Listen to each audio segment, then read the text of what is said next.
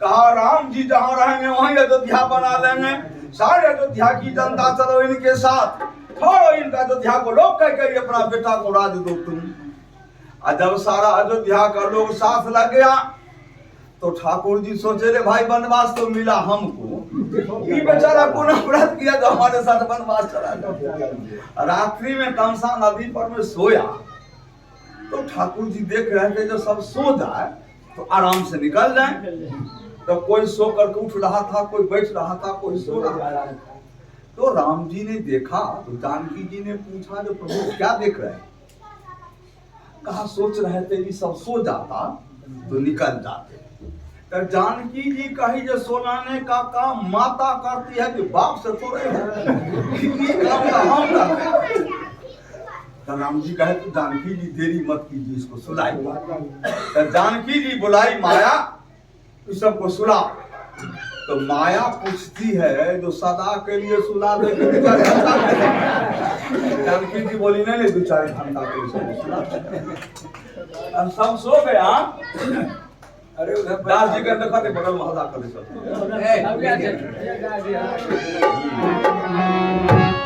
तो जैसा समुझी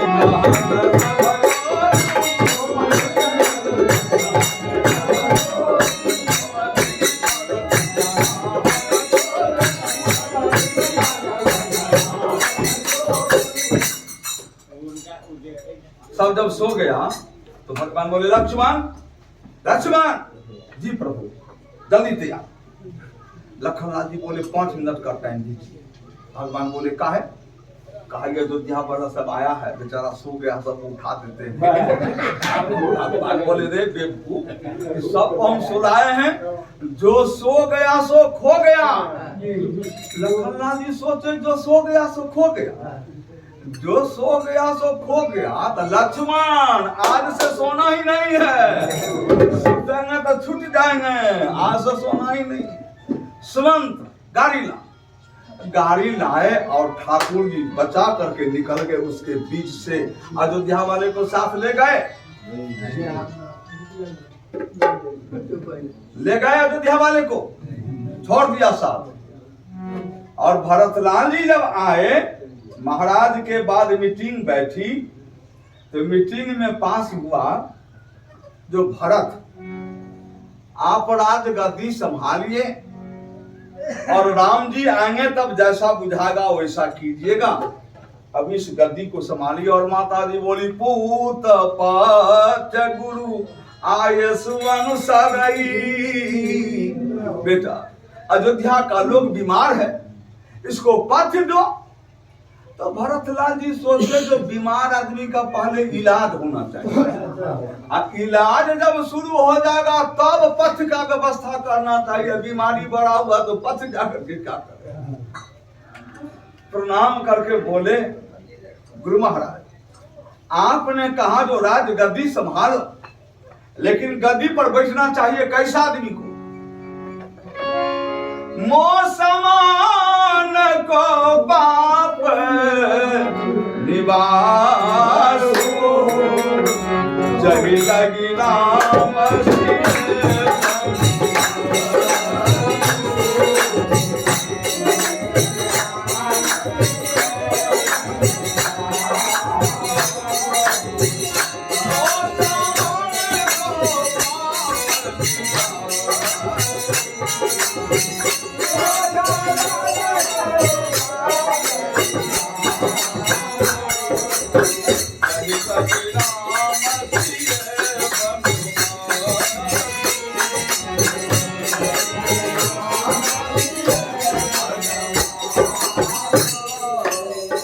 मेरे जैसे पापी को बैठाइएगा गद्दी पर तो रसा रसा तल जाई है तब ही।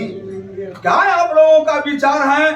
राज गद्दी देने वाला का स्वर्गवास हो गया, लेने वाला का वनवास हो गया, अब क्या जो गद्दी बची हुई रसातल चला जाए?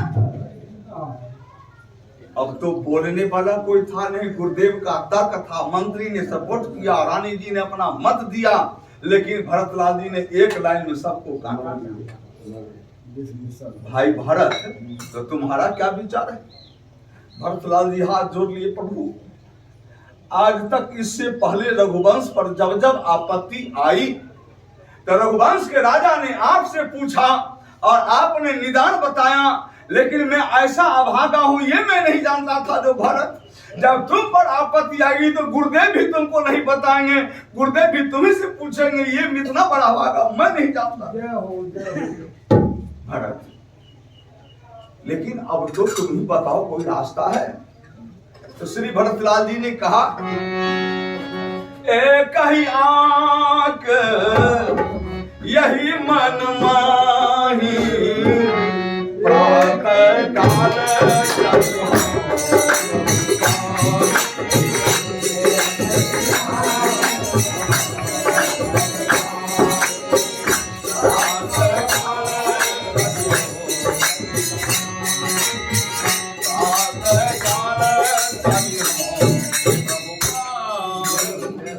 यदि हमसे पूछते हैं तो कल चला जाए चित्रकूट, जहां राघव है वहीं चलिए। और जब सिंहासन को राजा की जरूरी पड़ती है तो राजा सिंहासन के पास आता है, लेकिन सिंहासन को राम जी की जरूरी है, इसलिए सिंहासन लेते चलिए। राम जहां है वहीं उनको राजा बना दिया। एक लाइन भरतलाल जी का, भरत प्राण प्रिय भय सब ही के, चलत प्रात लखी निर्णय नीके। एक जनता नहीं थी राम जी के पक्ष में, टोटल जनता भरत जी के पक्ष में। अब भरत जी की जब रैली निकली तो कैकेयी जी बोली हम भी चलेंगे। कहा आप जाकर के क्या कीजिए, अब तो वनवास भेज दीजिए, अब क्या उनको रसातल भेजिए, आप कहाँ जाइए। लेकिन भरतलाल जी ने सोचा, इस माता के हृदय का विष वेग जब तक ये चित्रकूट नहीं जाएगी तब तक सुख नहीं। इसलिए माता से भी प्रार्थना किए, और सेवक को सेवक कैसे बनना चाहिए ये तो अपने चरित्र से श्री भरतलाल जी हम लोगों को शिक्षा दिए। और श्री रामचरितमानस रामायण की गोष्ठी का ये वर्षगांठ है, इसलिए चलिए थोड़ा पढ़ा करके हम विराम लेते हैं। चलत प्रात लखी निर्णय के, भरत प्राण प्रिय भय सभी। और जब चले तो माता कौशल्या ने कहा, बेटा सारे लोग बीमार हैं, रथ पर चढ़ के चलो। रथ पर चढ़ के चले मां कौशल्या ने कहा, बेटा राम जहां तक चढ़ के गया वहां तक तो कम से कम चढ़ के चल, जहां से राम पैदल गया वहां से पैदल चल। ठाकुर जी पांव पैदल गंगा जी के पार केवट के गंगा पार से गए, और ठाकुर जी जब गंगा जी के तट पर आए तो बोले, मांगिना बन के बटियाना कहीं तुम्हारा नाव ला नहीं रहा। भगवान बोले, लक्ष्मण देखो साधारण सी मल्ला हम मेरी बात नहीं मानता। लखनलाल जी बोले, बताइए। एगो को कह रहे हैं जाने के लिए सुमंत्र को जा नहीं रहा है, एगो को कह रहे हैं आने के लिए तू आ नहीं रहा, आपका तो कोई बातें नहीं मान रहा है। तो राघव ने कहा, लक्ष्मण जब घराई में जतरा उबान हो जाए तो बाहर कौन माने। बोले, कैसे कहा, तुमको कहे नहीं आने के लिए तो हमारी बात माना, जानकी को कहे नहीं आने के लिए हमारी बात मानी, जब पत्नी नहीं माना, भाई ने माना, ठीक है माने। वहां से ठाकुर जी पैदल चले थे, तो श्री भरतलाल जी वहां से पैदल चले। सिर भर जाऊं उचिता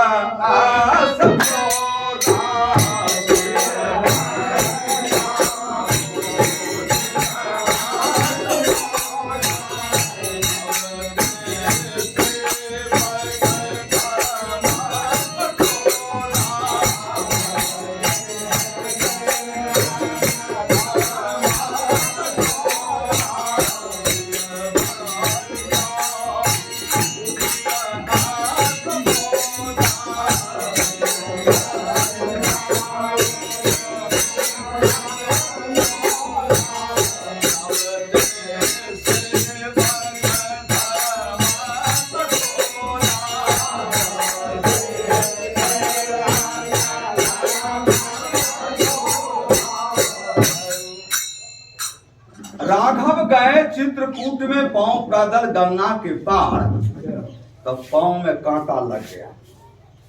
नीचे बैठे तो जानकी जी प्रभु के चरण पकड़ करके कांटे निकाल रही थी। तो राघव ने पूछा, वैदेही ये क्या कर रही हो? जानकी जी ने कहा, प्रभु चरण में कांटा लग गया, इसको निकाल रहे हैं।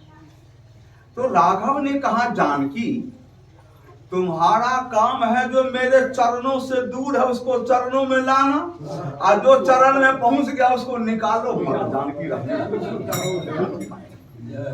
लेकिन ठाकुर जी एक बार पृथ्वी की तरफ देखे।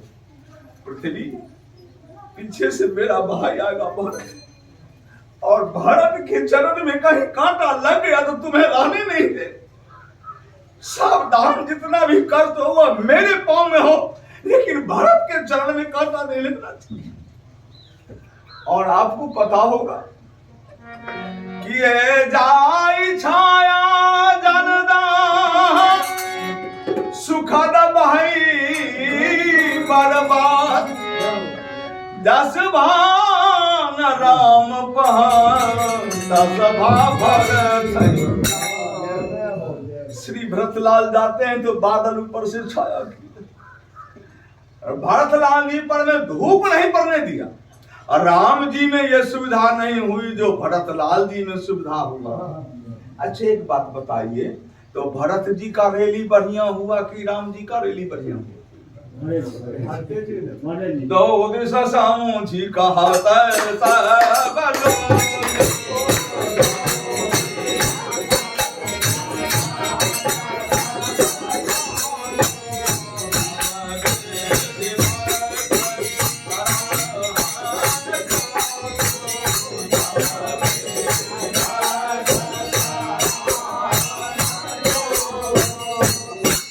गंगा जी के तट पर पहुंचे श्री भरतलाल जी, और चतुरंगिनी सेना जा रही थी। गुहा निषाद ने देखा भरतलाल आ रहे हैं, चतुरंगिनी सेना। कहा, सेना तैयार करो। कि राम जी को एकाकी समझ करके चाहता है जो मार करके 14 वर्ष का अखंड राज्य करे। यदि मल्लाह जिंदा रह गया तो आज भारत तुमको गंगा पार नहीं जाने देंगे। अब जुझारू ढोल बजता तो इतना कहत अच्छी का भाई बाएं, तब बूढ़ा एक कह सगुन विचारी।